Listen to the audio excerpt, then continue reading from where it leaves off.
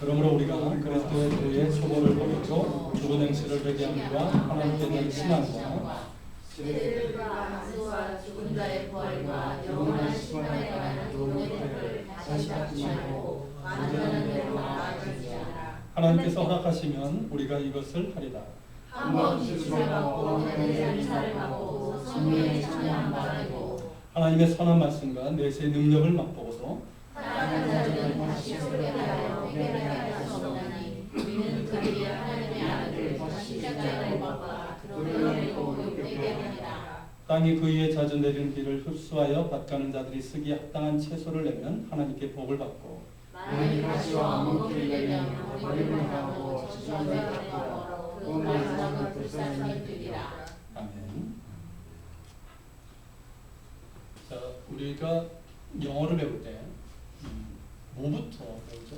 예전에 이제 중학교, 저 때만 해도 중학교 때 영어를 배웠는데 지금은 유치원에서부터 영어를 배우잖아요. 제일 먼저 배우는 게 뭡니까? 노래죠. A, B, C, D, E, F, C. 그죠? A, B, C 송. 이거부터 시작합니다. 이거는 우리나라뿐만 아니라 본토인 미국도 그렇고요. 어느 나라든 영어를 배울 때는 이 A, B, C 송부터 시작을 해요. 그러니까 노래니까 그만큼 재미도 있고 기억도 잘 되는 거죠. 자, 그런데 계속해서 이 A, B, C 송만 부르면 어떨까요? 자, 고등학생이 됐고 대학생이 됐는데 수업 시간에 선생님이 자, 우리 A, B, C 송 할까? 그러면 어떨까요? 학생들 반응이 어떨까요? 저분이 왜 저러시나? 아니, 학생들 가운데 선생님 우리 A, B, C 송 하면서 합시다 라고 하면 어떨까요? 아마 분위기가 아마 굉장히 싸해지고 아마 화가 나고 아마 그럴 거예요. 자, 이 기초라는 것은 참 중요합니다. 이 기초는 시작할 때 필요한 것이지 그 다음에는 좀 더 성숙한 단계로 나아가야 돼요. 신앙도 마찬가지죠. 신앙 역시 기초부터 시작이 됩니다. 그렇죠? 신앙에 A, B, C가 있어요. 그것을 잘 배우고 잘 터득해서 그 위에 이렇게 기초적인 토리를 잘 이렇게 토대로 해서 잘 신앙생활을 해야 됩니다. 기초는 참 중요해요. 그런데 언제까지 이런 기초에만 머물러 있어서는 안 된다는 거죠. 즉 언제까지나 신앙의 A, B, C 송만 부르고 있어서는 안 된다는 거예요. 보다 성숙한 단계로 나아가야 됩니다. 지난 시간에 이어서 히브리서는 그걸 얘기하고 있는 거예요. 영적인 어린아이에서 벗어나서 성숙한 그리스도인으로 나아가라는 거예요. 그걸 우리에게 촉구하고 있는데요. 자, 1절, 2절을 같이 한번 보겠습니다. 같이 볼까요? 그러므로 우리가 그리스도의 도의 초보를 버리고 죽은 행실을 회개함과 하나님께 대한 신앙과 세례들과 안수와 죽은 자의 부활과 영원한 심판에 관한 교훈의 도를 다시 닦지 말고 완전한 대로 나아갈지니라. 자, 우리 성경에는요, 이 처음과 마지막 쪽에 중간에 이게 문장이 들어있어요. 번역을 하다 보니까 그래요. 근데 헬라어 원어를 보면 이 문장이 처음에 있는 단어와 문장하고 마지막이 연결이 됩니다. 쉽게 말하면 자, 우리가 그리스도의 도의 초보를 버리고 요거예요. 버린다는 게 아니라 넘어선다는 뜻이에요. 이거하고 맨 뒤에 2절 뒤에 있는 뒤에 완전한 대로 나아갈지나 이게 하나로 연결되어 있는 거예요. 이해가 되십니까? 자, 이런 이해를 가지고 다시 읽으면 어떻게 읽을 수 있냐면 이렇게 읽을 수 있어요. 같이 한번 읽읍시다. 그러므로 우리가 그리스도 교의 초보적인 교리를 넘어서서 완전한 대로 곧 성숙한 경지로 나아갑시다. 초보적인 교리란 죽은 행실을 회개함과 하나님께 대한 신앙과 세례들과 안수와 죽은 자의 부활과 영원한 심판에 관한 교훈인데 그것들을 다시 반복해서 배우는 데만 머물지 말고 완전한 대로 나아갑시다. 좀 더 이해가 쉽죠? 이런 의미예요. 그러니까 지난 시간에 나눈 것과 연결을 하면은 언제까지 영적 어린아이처럼 우유만 먹고 있겠느냐라는 거예요. 그러니까 우유 이제 그만 먹고 좀 더 단단한 음식을 먹음으로 성숙해지는 단계로 나아가라라는 그런 뜻입니다. 그런데요, 우리가 이제 보겠지만 히브리서 저자가 얘기하고 있는 신앙의 이제 기초적인 것들이 초보적인 것들 A, B, C 그것들을 보면 과연 오늘날 그리스도인들이 이 기초적인 것들을 제대로 알고 있을까 하는 그런 이제 회의가 들어요. 한번 보시겠습니까? 어떤지? 자, 먼저 1절, 2절에 보면 자, 그리스도 교회 초보적인 교리가 나오죠. 몇 개입니까, 모두? 몇 개죠? 6개가 나오죠. 자, 죽은 행실의 회개와 하나님께 대한 신앙과 세례들과 안수와 죽은 자의 부활과 영원한 심판. 이 6가지가 나오는데 사실은 이 6가지가 2개씩 쌍을 이루고 있어요. 그러니까 이 쉽게 말하면 회개와 믿음이 한 쌍이에요. 그리고 이 세례와 안수가 한 쌍, 그리고 부활과 심판이 한 쌍을 이루고 있는데 서로 내용적으로 연결이 되어 있어요. 자, 먼저 회개와 믿음을 봅시다. 여러분, 회개와 믿음은 하나로 연결되는 거 아시죠? 여러분, 회개 없이 믿음이 생길까요? 없어요. 만약에 회개가 없다, 회개가 없이 믿음 생활을 하고 있다, 그러면 그 믿음은 진짜라고 할 수가 없다고 할 수 있어요. 여러분, 회개를 통해서, 참된 회개를 통해서 진정한 믿음으로 이어지는 거예요. 여러분, 그런데 회개를 뭐라고 얘기하고 있습니까? 그냥 회개라고 안 하고 죽은 행실을 회개함이라고 했죠. 그리고 믿음은 뭐라고 얘기합니까? 그냥 믿음이라고 얘기하지 않고 하나님께 대한 믿음이라고 얘기하고 있어요. 자, 이것은 뭐냐면 회개한 믿음의 성격이 무엇인지를 보여주고 있는 거예요. 여러분, 회개는 뭡니까? 회개는 죽은 행실을 회개합니다. 좀 더 정확하게 말하면 죽은 행실로부터 돌이키는 것이, 이게 회개예요. 그러니까 지난 시간에도 얘기했지만 회개는 여러분 단순히 내면적인 심적인 차원에서 머무는 게 아니에요. 우리는 회개를 어떻게 생각합니까? 내면적으로 생각하죠. 뭐 양심의 찔림을 받고 죄를 뉘우치는 그런 심적인 차원, 내면적인 차원으로만 이해를 합니다. 근데 여러분, 성경적인 회개는 뭐예요? 거기에만 머무는 것이 아니라 행실을 돌이키는 행위적인 차원을 얘기하거든요. 이해가 되십니까? 그게 진정한 회개예요. 그러니까 이 죽은 행실이라고 했을 때는 몇 가지 의미가 이제 포함되어 있는데요. 우선은 죽음에 이르게 하는 행위를 뜻합니다. 자, 죽음에 이르는 행위라고 했을 때는 뭘까요? 뭘 얘기하는 걸까요? 여러분, 죄의 삭은 뭐죠? 죄의 삭은 사망이라고 합니다. 왜일까요? 이거는 뭐냐면 하나님과의 관계가 단절된 죄를 얘기합니다. 자, 과거에 하나님을 불신하고 대적하면서 불순종했던 그 죄, 하나님과 죄를 인해서 단절됐었죠. 자, 하나님과의 단절은 뭡니까? 그 자체가 영적인 죽음이에요. 하나님과의 관계가 끊어진 사람은 영적으로 죽은 상태이고 그 단계가 계속적으로 이어지면 어떻게 됩니까? 영원한 죽음에 이르게 되는 거예요. 그러니까 죽음에 이르는 행위가 되는 거예요. 그 행위로부터 돌이키는 거예요. 그러니까 뭡니까? 하나님을 믿지 않았던 거기서 돌이켜서 하나님을 믿고 하나님과의 관계를 회복하는 것. 이게 뭐예요? 이게 회개인 거예요. 자, 그리고 두 번째는 뭐냐면 옛 행실의 회개라고 할 수 있어요. 여러분, 하나님과의 관계의 단절이라고 하는 이 근본적인 죄로부터 돌이켰잖아요. 그런데 여전히 믿지 않았던 옛사람의 행실로부터 돌이키지 못하고 있다면 어떨까요? 이건 바른 회개가 아니란 말이죠. 자, 믿지 않던 옛사람의 행실로부터 돌이켜야 됩니다. 그것이 참된 회개. 하나님의 은혜로 새 사람을 입었는데 여전히 행실은 어때요? 믿지 않던 옛사람의 행실이라고 한다면 그것은 하나님께서 입혀주신 새 사람의 옷을 더럽히는 것이 되고 맙니다. 그래서는 안 된다는 거예요. 물론 우리에겐 연약함이 있죠. 우리가 자주 쓰는 말이 뭐가 있습니까? 마음은 원이로되 육신이 약하도다. 참 예수님이 하신 말씀인데 우리가 참 많이 쓰죠. 그런데 말입니다, 여러분. 정말 마음은 원이로되 이게 맞습니까? 이건 뭐냐면 정말 내 마음에 원하는 것이 새 사람의 행실인가 하는 거예요. 그런 마음이 있냐는 거예요. 정말 마음은 그걸 원하는데 육신이 약한 겁니까? 하는 이 질문입니다. 여러분, 찬송가 가사 중에 이런 게 있습니다. 찬송 289장인데 주 예수 내 맘에 들어와 계신 후 변하여 새 사람 되고, 이 찬양 다 아시죠? 여러분, 2절 가사가 뭔지 아십니까? 주 예수 내 맘에 들어와 계신 후 망령된 행실을 끊고, 이거예요.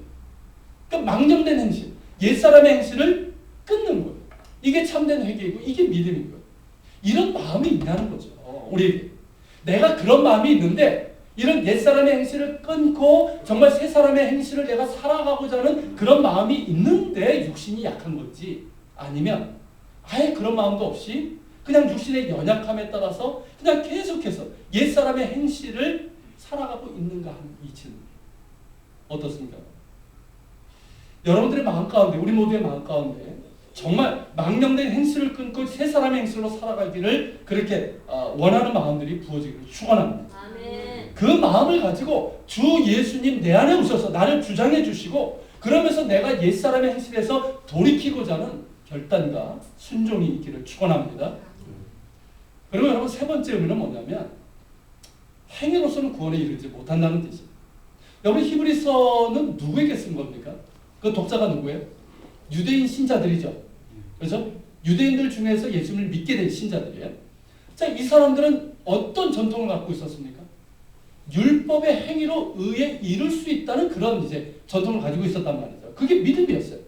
근데 여러분 율법의 행위 어떤 그것이 율법의 행위는 물론이거든요. 선행도 마찬가지예요. 자, 이런 행위로 구원에 이룰 수 있습니까? 구원에 이룰 수 없어요. 그러니까 이 행위를 통해서 구원에 이른다는 인간적인 가르침은요. 인간의 가르침은 이거는 뭡니까? 인간의 노력으로 구원에 이룰 수 있다는 것은 이것은 거짓이고 속임수예요. 왜냐하면 인간은 근본적으로 한계를 가지고 있고 죄를 가지고 있어요. 죄성을 가지고 있어요. 그런 인간이 아무리 행위를 통해서 어떤 것을 통해서 구원에 이룰 수는 없는 거예요. 여러분 도덕적으로는 의롭다고 할 수는 있겠지만 그것은 결국 뭡니까? 구원받지 못하니까 죽음에 이르는 행실일 뿐인 거예요. 물론 우리가 의롭게 살아야 됩니다. 마땅히 살아야 돼요. 그렇지만 우리가 의롭게 되는 것은 행위가 아니라 뭐다? 오직 믿음과 그 믿음으로 주어지는 하나님의 은혜입니다. 그러므로 여기서 죽은 행실을 회개한다는 것은 의미는 뭐예요? 인간의 행위로서 구원을 받는다고 했던 그런 이제 착각과 그런 교만으로부터 돌이키는 거예요. 이해가 되십니까? 그러면서 돌이키면서 뭐만 의지하는 거예요? 전적으로 하나님의 은혜만을 의존하는 거예요. 이걸 회개라고 얘기하는 거예요. 그러니까 전적으로 하나님의 은혜만이 나를 의롭게 하고 나를 구원에 이르게 한다는 고백이고 믿음입니다. 이게 사도 바울의 고백인 거예요. 그러니까 내가 무엇을 하든 자랑할 것이 있어요, 없어요? 없죠. 내가 뭘 해도 내가 자기 의로 내세우거나 내가 교만할 것이 없는 거예요. 만약에 자랑할 것이 있다면 오직 하나밖에 없어요. 뭡니까? 나를 의롭게 하신 예수 그리스도의 은혜. 이것밖에 없는 거예요.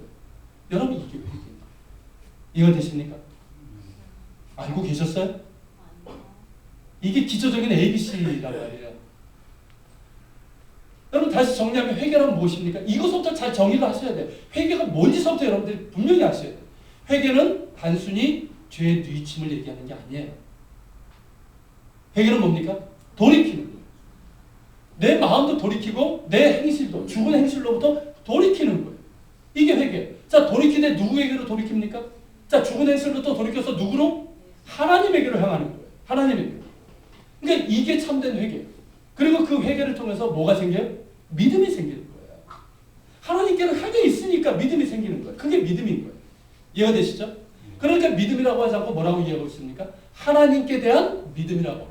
정확하게 말하면 뭐예요? 하나님을 향한 믿음이에요. 여러분 믿음은 이거예요. 여러분이 만약에 하나님을 향한 하나님께 대한 믿음이 아니라고 한다면 그 믿음은 미안한 말이지만 미신일 수 있고요. 자기 최면일 수도 있고 우상 숭배 같은 내가 만들어낸 하나님일 수도 있어요. 분명히 해야 돼요. 그렇기 때문에 믿음이 뭐냐라고 정의를 내린다고 했을 때 저는 이렇게 정의를 내릴 수 있다고 생각을 해요. 믿음은 방향성이다. 믿음은 뭐다? 방향성이다. 자, 누구에 대한 방향성입니까? 하나님께 대한 방향성이에요. 그러니까 하나님께 이게 돌이키는 거죠. 돌이켜서 하나님께 방향성을 두고 하나님께 방향성을 두고 계속해서 한 걸음 한 걸음 앞으로 나아가는 거예요. 이게 믿음이에요. 이게 믿음의 성장이에요. 이게 성숙이에요. 여러분 그 방향성이죠. 자, 예전에 어땠습니까, 여러분? 예전에는 내가 하나님께 등을 돌리고 살았잖아요. 그렇죠? 하나님께 등 돌리고 살았어요. 그럼 내가 이제는 어떻게 됩니까? 이제는 돌이켜서 하나님을 향해 방향성을 두고 살아가는 존재가 된 거예요. 이게 믿음인 거예요. 자, 이제는 내가 주인이었어요. 당연하죠. 방향성이 나를 향해 있었으니까 내가 주인이죠. 근데 이제는 방향성이 누구로? 하나님께 향해 있으니까 누가 주인입니까? 하나님이 내 삶의 주인인 거예요. 자, 하나님만이 나의 삶에 가장 의미 있는 존재 이외에 더 이상 세상의 어떤 것들에 우선적인 가치를 주지 않아요. 의미 있는 것들이 있어요. 그렇지만 가장 최우선적인 의미, 나의 존재 이유는 누굽니까? 하나님이 된 거예요. 여러분 그전에는 하나님을 몰랐어요? 하나님께 불순종했고 불신했어요. 그렇지만 이제는 하나님을 알고 믿고 신뢰하는 삶을 살아갑니다. 나를 사랑하셔서 독생자를 내어주신 그 하나님을 기뻐하는 거예요. 그 하나님을 영화롭게 하는 삶을 살아가는 거예요. 이게 내 삶의 목적이에요. 이게 믿음이에요. 여러분 그리스도 안에서 하나님을 더 알아갑니다. 그리고 그분을 경배하고 그분을 더 닮아가는 거예요. 이게 내 삶의 목표예요. 자, 그 이전에는 그저 내 삶의 관심사는 뭐였을까요? 무엇을 먹을까? 마실까? 입을까? 이게 여러분 인간의 본질적인 어떤 관심사 아닙니까? 이게 다였어요. 그러나 이제는 어떻게 됐습니까? 하나님께 방향성을 두고 나니까 먼저 주의 나라와 의를 구하는 것이 나의 주된 관심사가 된 거예요. 내 삶에 문제가 없다는 뜻이 아니에요. 관심사가 바뀐 거예요. 우선순위가 바뀐 거예요. 그렇게 바뀌다 보니까 하나님께서 어떻게 하십니까? 약속하신 대로, 예수님께서 약속하신 대로 이 모든 것을 더해 주시는 거예요. 여러분 이렇게 가는 거예요. 여러분 하나님이 내 삶의 방향성. 그 방향성을 따라서 내가 가는 거예요. 여러분 이게 바로 뭡니까? 이게 바로 믿음이라고 하는 거예요. 그렇다면 여러분 제가 예를 하나 들겠는데요. 자, 이것이 참된 회개이고 믿음인지를 여러분들 한번 판결을 한번 해보십시오. 몇 년 되지 않았어요. 예전에 우리나라에서 몇 손가락에 드는 이 조직폭력 집단이 있었어요. 3대였을 거야. 아마 3대 쪽에 안에 속하는. 그 두목이, 조직폭력의 두목이 회심한 사건이 있었어요. 그 굉장한 안심이었습니다. 그래서 목사님들마다 설교 때마다 그때는 계속 그랬던 건데 매주 설교 때마다 이 양반 얘기하는 거예요. 이 사람 회개하고 얘기하는 거예요.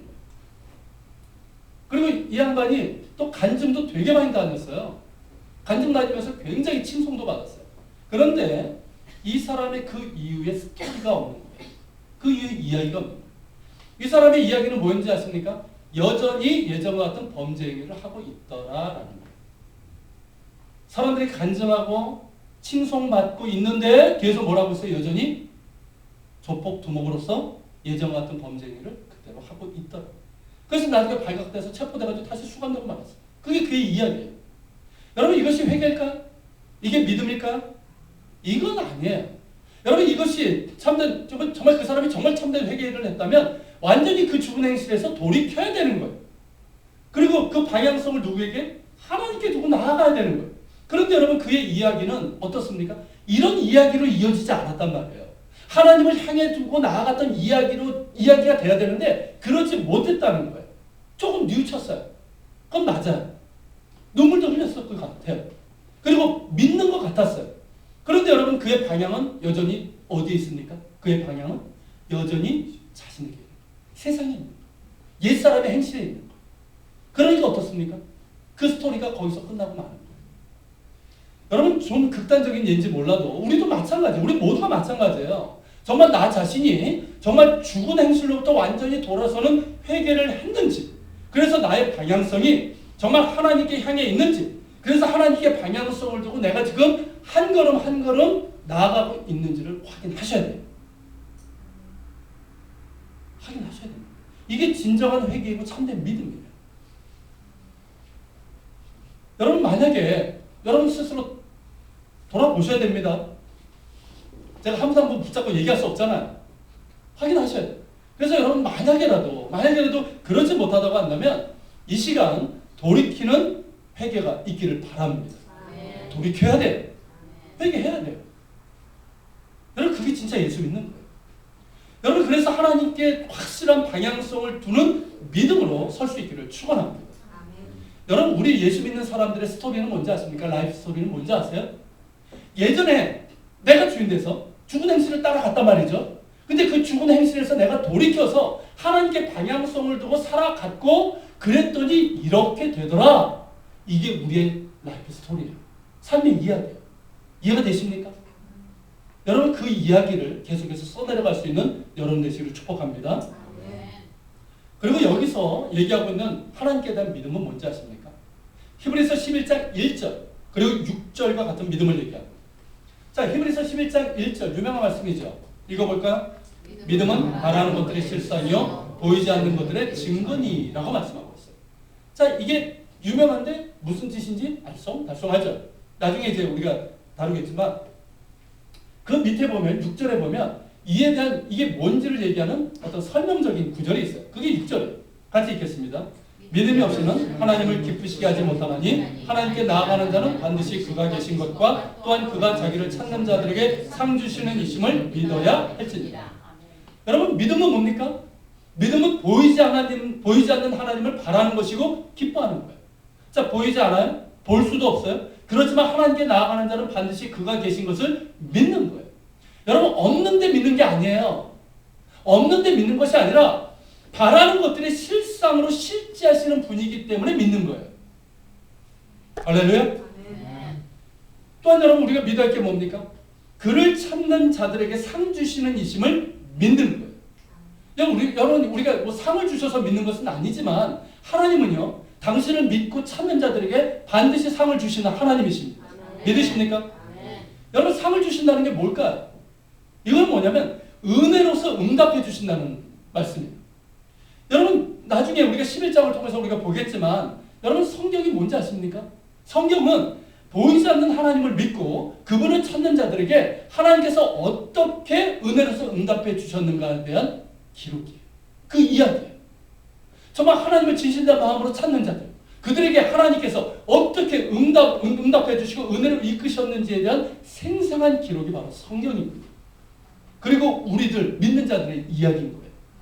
여러분, 저는 지금까지 저 자신도 그렇고요, 제가 아는 믿음의 사람들, 정말 하나님 앞에 진실된 마음으로 하나님을 찾고 하나님의 은혜를 찾는 사람들이 하나님의 은혜를 받지 못하는 경우 한 번도 본 적이 없어요.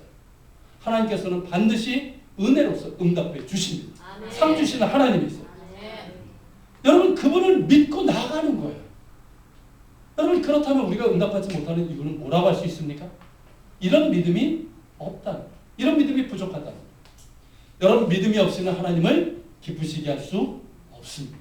하나님을 믿으세요. 하나님을 믿으세요. 믿음이 부족할 수 있어요. 그러나 하나님을 믿으세요. 믿을 수 있는 방법은 뭐냐면 앞서 말씀드린 것처럼 돌이켜야 되는 거예요. 하나님께 방향성을 둬야 되는 거예요. 여전히 하나님께 방향성을 두지 못하면 믿음이 생길 수가 없어요. 하나님 완전히 돌이켜서 하나님께 방향성을 두세요. 믿음이 연약해도 방향성을 두시란 말이에요. 그래서 나가다 보면 하나님께서 거기에 대한 합당한 믿음을 주십니다. 여러분, 더 큰 믿음을 주신단 말이에요. 방향성을 두고 믿음을 구하시란 말이에요. 그래서 그 믿음대로 구하세요. 하나님을 기뻐하며 그분을 신뢰하면서 하나님의 은혜를 구하세요. 그럴 때 여러분, 하나님께서는 약속하신 대로 자기를 찾는 자들에게 상을 주십니다. 궁휼하신 그 은혜를 때를 따라 돕는 은혜를 베풀어 주십니다. 할렐루야. 여러분, 그것을 날마다 경험하는 게 이게 믿음 생활인 거예요. 여러분, 이게 회개와 믿음에 대한 기초적인 내용입니다. 자, 두 번째 쌍은 뭡니까? 자, 세례와 안수죠. 여러분, 세례는 뭡니까? 세례는 어떤 의미가 있어요? 우리가 세례를 받잖아요. 자, 세례는 어떤 의미입니까? 씻음의 의미죠. 그렇죠? 지금 이제 이 침례탕 이런 걸 만들기가 좀 어려워가지고 간소화했지만 원래는 뭡니까? 물속에다가 톡 잠그는 거예요. 제가 이스라엘에서는 그렇게 했어요. 이스라엘에서 제가 30여 명을 세례를 줬는데 좋더라고요. 요단강에다가 그냥 다 집어넣으니까 주는 사람들하고 받는 사람들하고 이게 의미가 달라요. 그래서 나중에 우리 교회 좀 이렇게 좀 장소가 좀 되면 침례탕 하나를 만들어 버릴까 이런 생각도 들어요. 자, 어쨌든 이 죄 씻음이에요. 여러분, 근데 우리가 죄 씻음을 받는 건 뭘 통해서입니까? 세례를 통해서입니까? 아니죠. 죽은 행실을 돌이키는 회개고요.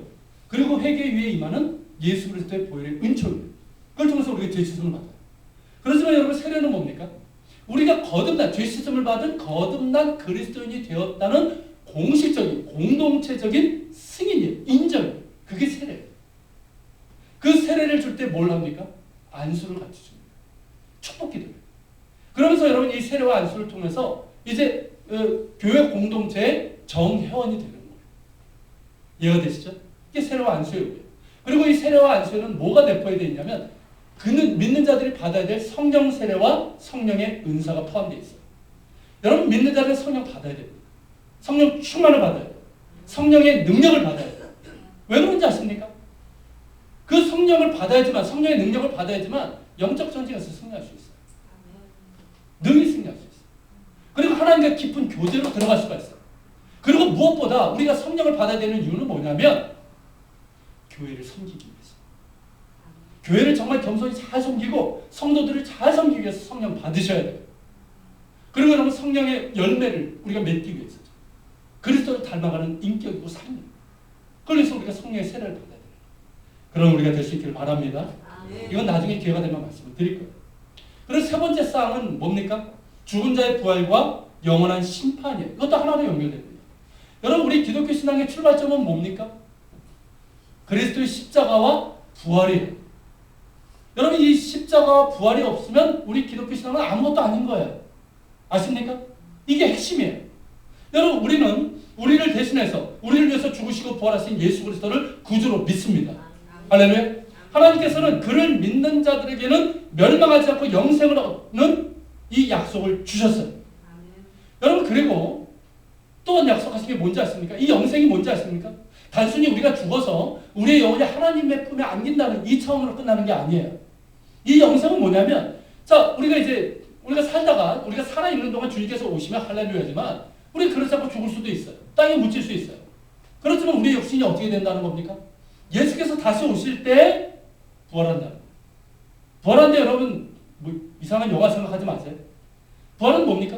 그리스도께서 완전한 부활, 영광스러운 부활체로 나타나셨죠. 분명히 몸이에요. 몸인데 영광스러운 부활체였어요. 그런 모습으로 우리가 부활하게 된다는 거예요. 믿으십니까 여러분? 이게 성경의 얘기예요. 여러분 이 약속을 포함하는 거예요. 그렇기 때문에 예수님께서 나를 믿는 자는 죽어도 살겠고 이 말씀을 하시는 거예요. 여러분 그래서 이 땅 가운데 예수님께서 오실 때 이 땅 가운데 하나님 나라가 이루어지는 거예요. 하나님께서 주인 되시고 하나님께서 통치하시는 거예요. 거기에는 더 이상 결핍이 없어요. 고통이 없어요. 죽음도 없어요. 여러분 우리가 영광스러운 부활체로 살아나서 예수님과 함께 예수님도 부활하신 영광체로 지금 계시잖아요. 그분과 함께 우리가 왕노릇하는 거예요. 이게 약속이에요. 여러분.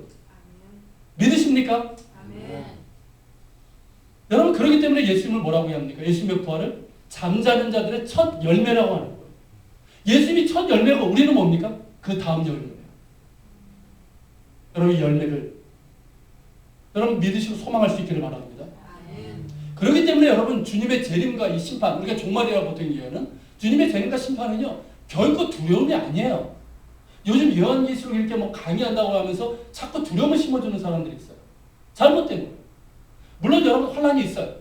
그렇지만 여러분 그건 두려움이 아니에요. 여러분 예수 그리스도 안에 있는 자들은 뭡니까?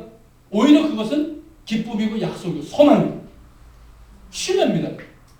그 믿음을 가지고 나갈 수 있길 바랍니다. 예수께서 언제 오실지 몰라요. 그러나 여러분 반드시 오실 것이고 그때 영원한 심판이 있을 거예요. 그리고 우리 믿는 자들에게는 죽은 자의 부활과 영원한 생명으로 이어지게 되는 그 은혜와 축복이 임할 줄로 믿습니다. 여러분 이것이 물론 이게 전부는 아니지만 그리스도의 도의 초보예요. 즉 기독교 신앙의 기초적인 ABC라는 거예요. 여러분 히브리서 저자의 말은 뭡니까? 이러한 이것이 기초인데 언제까지 여기 머물러 있을 것이냐는 거예요. 여기만 머물지 말고 이제는 뭘로? 좀 더 단단한 음식을 먹으면서 성숙한 대로 나아가라는 거예요. 거기에 머물러 있지 말고 맨날 그것만 먹고 있을 것이냐라는 거예요. 그런데 여러분 제가 설교 시작할 때 말씀드렸던 것처럼 요즘 그리스도인들을 보면 과연 이러한 기초적인 것들을 제대로 알고 있나는 회의가 든다는 거죠. 실제로 그렇지 않습니까? 여러분 한국교회 교인들을 보면 뜨거움은 있어요. 그렇죠? 사람들이 열심히 했어요. 근데 과연 이러한 기초적인 것들을 제대로 알고 있고 그 기초 위에 신앙이 지금 서 있는가라고 물어보면 어떻습니까? 자신 있게 우리가 그렇게 대답하기가 어렵다는 거예요. 아니 여러분들은 어떻습니까?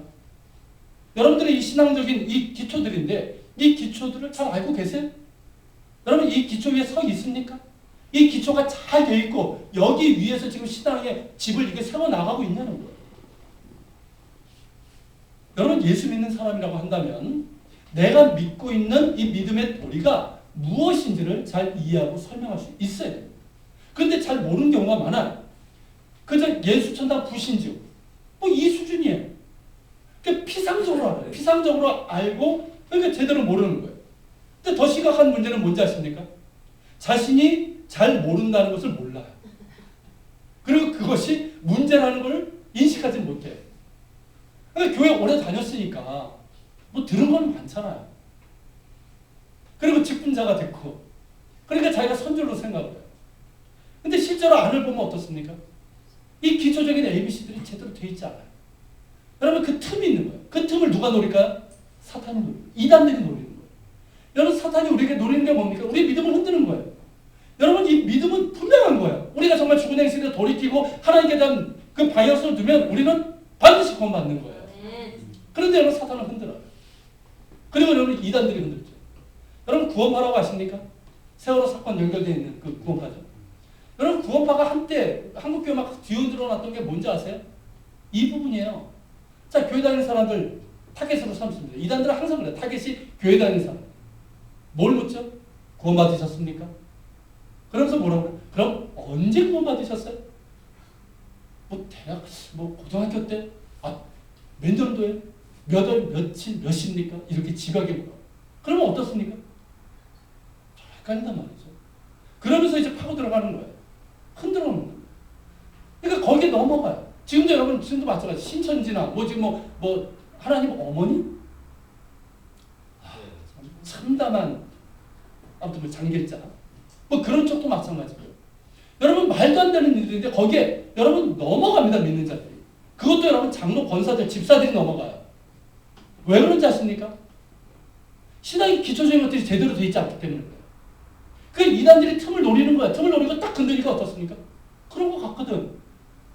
여러분 얼마나 논리적으로 접근하는지 아십니까? 굉장히 친절하게 접근해요. 그렇게 넘어가는 거예요. 여러분 얼마나 이게 심각한 일인지 모릅니다. 여러분 기초가 튼튼해야 돼요. 우리가 믿는 이 도리의 기초적인 교리와 내용들을 제대로 배우고 알아야 됩니다. 히브리서 저자는 언제까지 이 초보적인 단계에 머물 것이냐고 하고 있지만 우리의 현실은 뭐예요? 이 기초부터 제대로 해야 돼요. 이게 지금 우리의 현실이에요. 여러분 기초가 잘 돼야 됩니다. 이 기초가 제대로 되고 그 위에다 뭘 지어야 돼요? 든든한 집을 지어가야 돼요. 그게 영적 성수입니다. 여러분 여기에 저희 고민이 있어요. 제가 설교를 준비하면서 이 고민이 더 심해집니다. 이게 뭐냐면 어떻게 하면 여러분들에게 이 신앙적인 기초들을 잘 가르치고 그리고 이제 계속해서 그 위에다가 영적 성장을 이끌어 갈 수 있는가 하는 고민이에요. 개척교회이기 때문에 여러 가지 상황이 부족하죠. 제가 다 할 수 있는 것도 아니고. 그런 어떤 고민들이 있지만, 그렇지만 꼭 해야 되기 때문에 저희 기도하고, 그러면서 지혜와 인도하심을 구하고 있습니다. 여러분들도 이 고민이 있으셔야 돼요. 그냥 교회 다니지 마시고요. 이 고민이 있으셔야 돼요. 자신의 영적인 상태와 수준을 잘 직시하시고요. 그러면서 신앙적인 기초들을 잘 배우고 그 위에다 든든한 집을 세우는 영적 성숙에 대한 고민과 노력이 있어야 된다. 같이 고민할 수 있길 바랍니다. 그런데 여러분 여기서 우리가 꼭 기억해야 될 것이 하나 있어요. 가장 중요한 거예요. 자, 이런 영적 성숙이 너무 중요하지만 이 영적 성숙은 우리의 능력으로는 이루어지지 않는다는 사실이에요. 그러니까 여러분 2절 끝에 보면 뭐라고 되어 있습니까? 완전한 대로 나아갈 진이라 이렇게 되어 있죠. 우리말로는 그냥 이제 능동태인데 헬라어 원어는 뭐냐면 수동태예요. 수동태. 자, 수동태라고 했을 때는 어떤 뜻이냐면 완전한 대로 진행되자 이 뜻이에요. 좀 말이 이상하죠. 우리는 진행되자라는 말이 없어요. 진행하자라는 뜻이죠. 그렇죠. 자, 어법적으로는 이게 어색하지만 수동태로 쓰는 이유가 있어요. 왜냐하면 자, 우리가 완전한 대로 나아가는 것, 이거는 우리의 능력만으로 된다 안 된다? 되지 않는다는 거예요. 우리의 능력 그 이상의 능력이 있어야 된다는 거예요. 그게 뭡니까 여러분? 그게 바로 3절이에요. 자, 3절 같이 읽겠습니다. 하나님께서 허락하시면 우리가 이것을 하리라. 이거예요. 자, 하나님이 허락하시면 이 말이 뭡니까? 하나님께서 은혜와 능력을 부어주시면 우리가 영적인 성숙으로 나아갈 수 있다. 허락하시면. 근데 여러분 하나님께서 허락하실까요? 안 하실까요? 허락합니까? 허락하세요. 하나님은 그 누구보다도 이걸 허락하고 원하세요. 여러분 하나님께서 가장 원하시는 게 뭘까요? 우리에게 정말 원하시는 게 뭘까요? 우리가 정말 신앙 안에서 영적으로 성숙해지는 거예요. 그리스도의 장성한 분량에까지 나아가는 거예요. 하나님의 사람으로 온전해지는 거예요. 여러분 누구보다도 이걸 원하셔요. 그러니까 하나님은 어떠냐면 우리에게 정말 그 은혜와 그 능력을 어떻게 하면 주실까, 허락하실까 늘 이 고민이 있어요. 이 열망이 있는 거예요. 그런데 여러분 우리가 그것을 막아버릴 수 있다. 내가 막아버릴 수 있다. 이해가 되십니까? 하나님은 허락하시고 싶으세요. 하나님은 어떻게 해서든지 우리에게 은혜를 주시고 우리에게 능력을 주시고 축복을 주셔서 우리가 정말 영적으로 성장하길 원하세요. 정말 하나님의 깊은 그 충만한 가운데 들어가기를 원하세요. 영적인 신비를 우리가 알기를 원하신단 말이에요. 그런데 그것을 내가 막아버릴 수 있다는 거예요. 하나님이 아무리 주고 싶어도 내가 막아버릴 수 있다는 거예요. 그게 뭔지 아십니까, 여러분? 사모하지 않는 마음, 믿지 않는 마음, 구하지 않는 마음. 내가 믿지도 않고 구하지도 않고 사모하지도 않아. 그러면 여러분 하나님께서 허락하실 수 있을까요? 주셔도 그 가치를 몰라요. 하나님께서 은혜를 주셔도 이게 은혜인지도 몰라요. 이해가 되십니까? 쉽게 말하면 우유만 먹고 있는 거예요. 우유만. 그런데 여러분 그에게 고기를 주면 그 가치를 알까요? 모르고 먹을 수도 없어요. 여러분 이 사모하는 마음을 가지시길 바랍니다. 영적으로 성장하고자 하는 이 사모함을 가지세요. 우유만 먹는 그런 영적 알리에만 먹을 것이 아니라 이것도 잘 먹어야 돼요. 잘 먹어야 되지만 거기만 먹을 것이 아니라 단단한 음식을 먹고 영적으로 성숙해서 완전한 대로 나아가고자 하는 이런 사모함과 열정을 품으시길 바랍니다. 구하시고 순종하세요. 노력하시라고요. 여러분 영적 성장에 대한 사모함과 사모함이 있는 사람과 없는 사람의 차이가 뭔지 아십니까?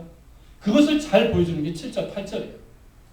자, 한번 여러분 눈으로 보시면서 제가 이제 드리는 설명을 잘 들어보세요. 자, 땅에 대한 비유죠. 자, 두 가지 땅이 나옵니다. 자, 첫 번째 땅은 어떤 땅이에요? 자, 자주 내리는 비를 흡수하는 땅이에요. 그래서 어떻습니까? 밭 가는 자들이 쓰기에, 즉 추수하는 사람들에게 기뻐할 수 있는 채소를 낸다는 거예요. 그러니까 어떻습니까? 하나님께 복을 받아요. 그러니까 더 많은 알곡을, 열매를 매적하는 땅이에요. 자, 반대로 두 번째 땅은 어떤 땅입니까?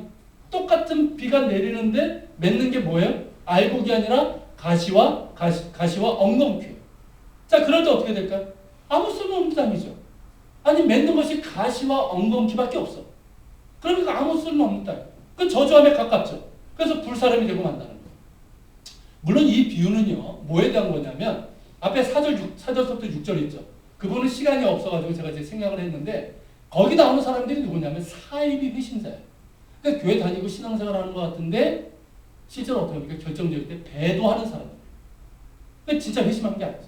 그런 사람들에 대한 어떤 책망이고 그에 대한 어떤 연결되는 말씀이지만 이것이 우리에게 그대로 적용할 수 있는 게 뭐냐면 영적 성장의 중요성. 즉, 이 영적 성장을 사모하는 마음의 중요성을 얘기하는 거예요. 근데 여러분 이 비유를 보면 연상되는 비유가 또 하나가 있어요. 뭐죠?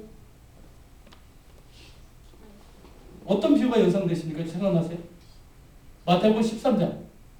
예수님께서 말씀하셨던 씨 뿌리는 비유죠. 거기는 네 가지 밭이 나오죠.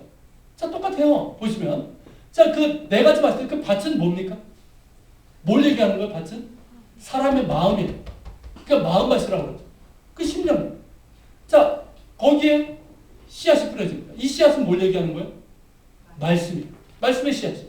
이것을 여러분 히브리서에서는 하늘로서 내리는 비, 즉 은혜의 비를 얘기하는 거예요. 자, 그것이 뿌려집니다. 똑같이 뿌려져요. 똑같이 뿌려집니다. 똑같이 뿌려지는데 차이가 있다는 거예요. 자, 어떤 밭은 어떻습니까? 열매를 맺는 거예요. 추수할 때 합당한 열매를 맺는 거예요. 하나님께 복을 받습니다. 그러니까 어떻습니까? 30배, 60배, 100배를 열매를 맺게 됩니다. 반대로 어떤 밭은 어때요? 알곡을 맺지 못하고 뭘 맺어요? 가시와 엉겅퀴를 맺는 거예요. 그러니까 잘하지 못하니까 어때요? 거둘 것도 없는 거예요. 여러분 이 차이가 뭘까요? 예수님의 비유 마태복음 13장에는 그 가시와 엉겅퀴를 내는 땅을 뭐라고 얘기하냐면 그것이 이제 세상의 염려, 재물에 대한 유혹으로 얘기합니다. 그래서 잘하지 못한다는 거예요. 근데 여기서는 뭘까요? 히브리서에서는 사모하지 않는 마음이에요. 사모하지 않는 마음.